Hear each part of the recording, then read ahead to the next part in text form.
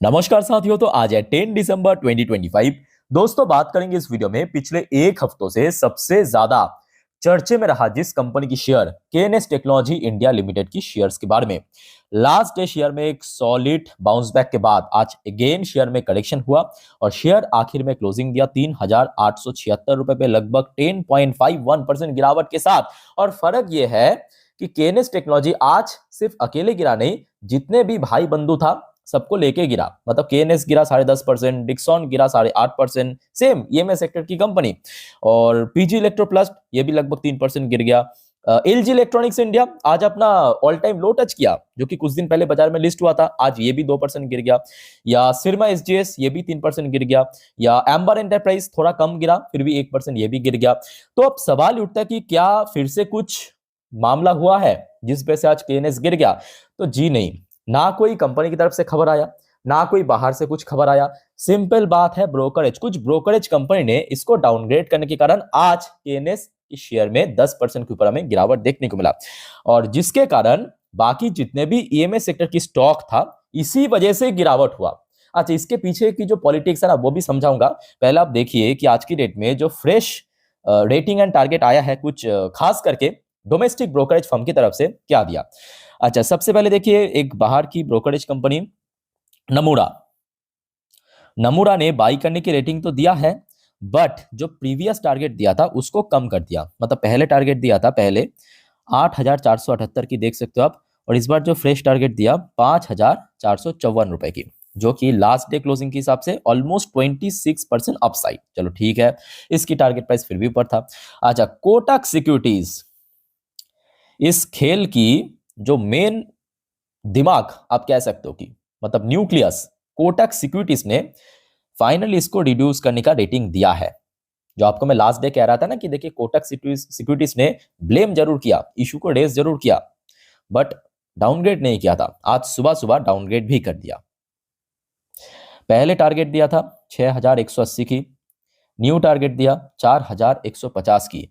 अब दोस्तों गौर से देखिए, इसका जो प्रीवियस टारगेट था 6,180, तब केएनएस की शेयर कहां पे था मालूम है? सितंबर अक्टूबर में 7,000 के ऊपर था। ध्यान से देखना, कोटक सिक्योरिटीज ने सिर्फ अभी नहीं, लास्ट टाइम जो इसमें रेटिंग दिया था तब भी रिड्यूस की रेटिंग दिया था, जब शेयर चल रहा था 7,500 के ऊपर। और अभी भी आप देख सकते हो कि इसमें रिड्यूस की रेटिंग को कंटिन्यू रखा और उसके साथ साथ टारगेट प्राइस को और कम करके 4,150 की टारगेट दिया। तो मतलब कोटक सिक्योरिटीज दोस्तों इसके पहले भी रिड्यूस करने की रेटिंग दिया था कम टारगेट के साथ, उस टाइम पे जहां पे शेयर था। आज भी अगर आप देखेंगे लास्ट डे शेयर जहां पे क्लोजिंग दिया था उससे नीचे टारगेट दिया। इसका मतलब साफ सुथरा कि कोटक सिक्योरिटीज चाहते ही है कि शेयर नीचे आए। आप एकदम ठंडे दिमाग से, खुले दिमाग से सोचने की कोशिश कीजिए। जब शेयर चल रहा था अप्रोक्सीमेटली 7,000 प्लस में, आज की बात नहीं है, सितंबर अक्टूबर की बात है, तब कोटक ने क्या टारगेट दिया था? 6,180। तो उस टाइम के हिसाब से नीचे टारगेट दिया था रिड्यूस करने की रेटिंग के साथ।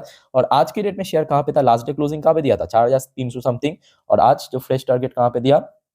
4,150 की। तो मतलब कोटक चाहते ही है कि शेयर नीचे आए। और जिस वजह से आप समझ पा रहे हो कि एक छोटे से इशू को इतना बड़ा रेज करके दिखाने की कोशिश करा है।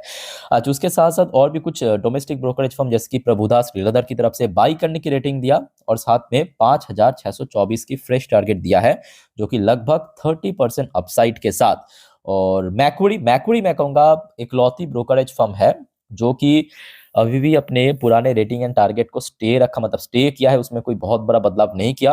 आउट परफॉर्म की रेटिंग दिया, जो कि एक बहुत अच्छी रेटिंग माना जाता है। और कल जो शेयर में रिकवरी हुआ था, रैली हुआ था, वो बेसिकली मैक्वरी द्वारा जो इतना बढ़िया रेटिंग एंड टारगेट दिया था, मतलब 7,700 रुपए की, उसी वजह से कारण।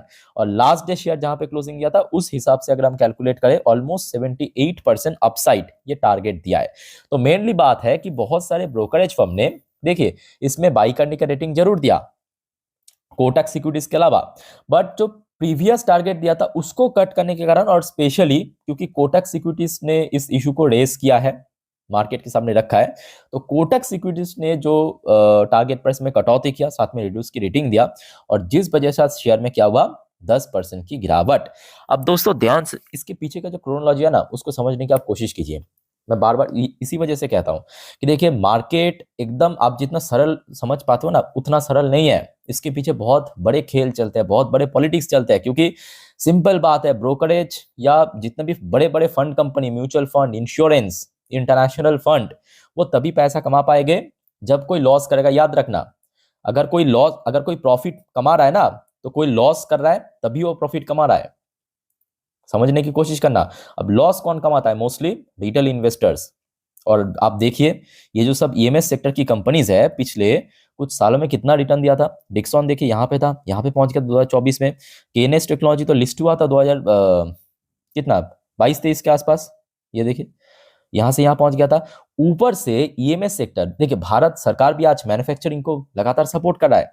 तो मतलब अगले कुछ क्वार्टर में या सालों में देख लेना, मेरी बात को मार्क करके रख दीजिए। हो सकता है कि मतलब शॉर्ट टर्म में थोड़ा बहुत इसमें करेक्शन, वॉलिटिलिटी देखने को मिलेगा, बट नेक्स्ट कुछ सालों में आपको समझ आ जाएगा, दूध का दूध पानी का पानी समझ आ जाएगा, ये जो पीछे पॉलिटिक्स चल रहा है। ठीक है, क्योंकि मैन्युफैक्चरिंग सेक्टर एक ऐसा सेक्टर है ना जो कि आज भारत में एकदम इनिशियल स्टेज पे है और लगातार बूस्टअप कर रहा है, लगातार बूस्टअप हो रहा है। आप देखिए अदरवाइज डिक्सॉन गिरने का कोई पीछे कारण नहीं था। अच्छा चलो मान लेते हैं कि ठीक है केएनएस की मतलब स्टैंड अलोन बैलेंस शीट में एक इंटरपार्टी ट्रांजैक्शन नहीं शो किया था, तो थोड़ा सा एक इशू था। अब बताइए डिक्सॉन क्यों गिरा? 8.5% क्यों गिरा? एक्चुअली गिरा नहीं है, इसको गिराया जा रहा है। इसके पीछे की पॉलिटिक्स को समझने की कोशिश कीजिए। ठीक है, गिरा नहीं है, गिराया जा रहा है डिक्सॉन को। और डिक्सॉन की शेयर आप देखिए आज लगभग 8.5%। अब सिर्फ आज की बात नहीं है, आप सेम वही सितंबर के बाद से आप देखिए ना 32% शेयर गिर गया। अब क्या कहेंगे बताइए? चलो मान लेते हैं कि केएनएस की कुछ इशू था, डिक्सॉन की क्या इशू था कि 32% गिर गया? क्या इतना खराब कंपनी? अब ये सब कंपनी का बैलेंस शीट को आप देख लीजिए, आप मतलब आपका होश उड़ जाएगा भाई, इतना बढ़िया काम कर रहा है कंपनी। ये देखिए सितंबर क्वार्टर कैसा था, ये डिक्सॉन की बैलेंस शीट है। मार्जिन एक्सपैंड हुआ, रेवेन्यू ग्रो किया, प्रॉफिट इंक्रीज हुआ। आप केएनएस की बैलेंस शीट को आप देख लीजिए क्वार्टर 2 में। ठीक है, तो आपको समझ आ जाएगा कि इसके पीछे की जो खेल चल रहा है, जो पॉलिटिक्स चल रहा है। बस आप क्वार्टर 3 की वेट कीजिए, बस आप क्वार्टर 3 की वेट कीजिए, जो अगले महीने आउट होगा। दिसंबर महीना जब खत्म होगा, इस साल खत्म होगा, जनवरी पे आउट होगा, जनवरी या तो फरवरी के शुरू में, तो आपको पता चल जाएगा इसके पीछे का जो क्रोनोलॉजी है। ठीक है, तो एट द एंड देखिए जितना मैं हो सके मेरे तरफ से आपको समझाने की कोशिश करता हूँ, बट बाकी देखिए अल्टीमेटली डिसीजन तो आपको ही लेना है। ठीक है, सो एक और बात कहना चाहूंगा कि अभी ना बहुत ज्यादा डर के या फ्रस्ट्रेट होके ऐसा कोई डिसीजन मत ले लेना कि बाद में आपको बहुत ज्यादा रिग्रेट करना पड़े। ठीक है, क्योंकि कंपनी की देखिए इंटरनल इशू अलग बात है, और यहाँ पे जो केएनएस के ऊपर इम्पोज किया है, मतलब जो एलिगेशन इम्पोज किया है, वो अलग इशू है, वो एक छोटा सा इशू है, बस बड़ा चढ़ा करके दिखाने की कोशिश चल रहा है। अदरवाइज पीजी इलेक्ट्रो प्लास्ट या एलजी इलेक्ट्रॉनिक्स को बताइए, ये तो बड़ी कंपनी है, ये क्यों अपना लाइफ टाइम लो टच किया? ये देखिए ये आज शेयर लो टच किया 1561 रुपये 80 पैसे में। ये देखिए लगभग अपना लाइफ टाइम लो के आसपास पहुंच चुका है। ठीक है, तो इसमें गिरावट होने के पीछे क्या रीजन है? ये देखिए, ये शेयर भी जब लिस्ट हुआ था तब से लेकर अभी तक नीचे चल रहा है। तो सिंपल बात है, भारत में मैन्युफैक्चरिंग सेक्टर बहुत तेजी से बढ़ रहा है, ग्रो कर रहा है, और ब्रोकरेज को बहुत अच्छे से पता है कि आज नहीं तो कल ये बहुत ऊपर, मतलब इसको रोकना एकदम नामुमकिन है, आज नहीं तो कुछ साल बाद। तो भले इस बात की है कि आज इनिशियल स्टेज में इसको गिरा के हम लोग एंट्री लें, और बाद में जो ऊपर चल जाएगा तब हम बेच ही देंगे, प्रॉफिट कमा लेंगे और फिर से रिटेल इन्वेस्टर्स को फंसाएंगे। ठीक है, तो ये खेल सिर्फ आज की खेल नहीं है, ये चलता रहेगा, मतलब सदियों से चलता आ रहा है और फ्यूचर में भी चलता रहेगा, सिंपल बात है। बाकी देखिए मैं आपको कभी भी ऐसा नहीं कहता हूं कि मैं जो आपको कह रहा हूं उसको ही आप हुबहू फॉलो कीजिए ब्लाइंडली, नहीं, आप खुद आपके दिमाग यूज कीजिए। मैं बार बार आपको सिखाता हूं कि आप आपके खुद दिमाग यूज कीजिए और उसके बाद डिसीजन लीजिए। ओके, अच्छा बाकी रहेगा केएनएस टेक्नोलॉजी की शेयर कहां तक गिर सकता है। तो देखिए रिसेंटली शेयर जो लो टच किया था, मतलब परसों सोमवार के दिन, आई थिंक हाँ सोम और मंगलवार कल भी वही 3700 के रेंज पे। ठीक है, तो इमीडिएटली मोस्टली चांस यही है कि इस लेवल के आसपास एक अच्छा सपोर्ट मिल जाएगा। बट हाँ ये भी फैक्ट है, क्योंकि शेयर इतना ज्यादा इंटेंस ड्रॉप होने के बाद रिकवरी होने में थोड़ा टाइम भी लगेगा, और उसके लिए उतना आपको पेशेंस रखना पड़ेगा। और सिर्फ ये थोड़ी नाच की बात है, इस साल शुरू में आप देख लीजिए, मैं आपको प्रैक्टिकल एग्जांपल दिखा रहा हूँ। शेयर चल रहा था 7,500 पे, ध्यान से देखिए शेयर चल रहा था कितना, 7,500 के ऊपर। इस साल भी इसको गिराया गया था। अब देखिए ना 7,500 से शेयर गिरते गिरते सिर्फ 1.5 महीनों पे देखिए कि कहाँ पे पहुंच गया, 4,000 के नीचे जहाँ पे आज शेयर है। उसके बाद देखिए कितने सारे लोग न जाने यहाँ पे डर के फ्रस्ट्रेट होके निकल गया था ना, जैसे आज आप लोग निकलते हो या निकलने की सोच रहे हो, निकल गया था। उसके बाद देखिए यहाँ यहाँ से शेयर यहाँ पे पहुंच गया। सिंपल बात है, ये खेल है भाई, मार्केट।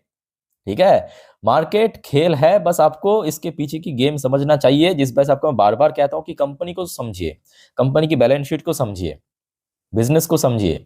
अगर आपको बिलीफ है तो चाहे माहौल कितने भी खराब हो ना, वहां पे बल्ला लेके पकड़ के रखिए। सिंपल बात है, जितने भी बाउंसर आए बस डिफेंड करते जाइए ऐसे टफ सिचुएशन को। बाकी दोस्तों मैं हूं आप लोगों को टाइम टू टाइम जानकारी देने के लिए, और कोई आपको कंफ्यूजन है कमेंट करके पूछिए। और दोस्तों वीडियो अच्छे लगे तो लाइक करना, चैनल को सब्सक्राइब करके रखना। मिलते हैं नेक्स्ट वीडियो में एक नया वीडियो के साथ। टेक केयर, बाय बाय, जय हिंद।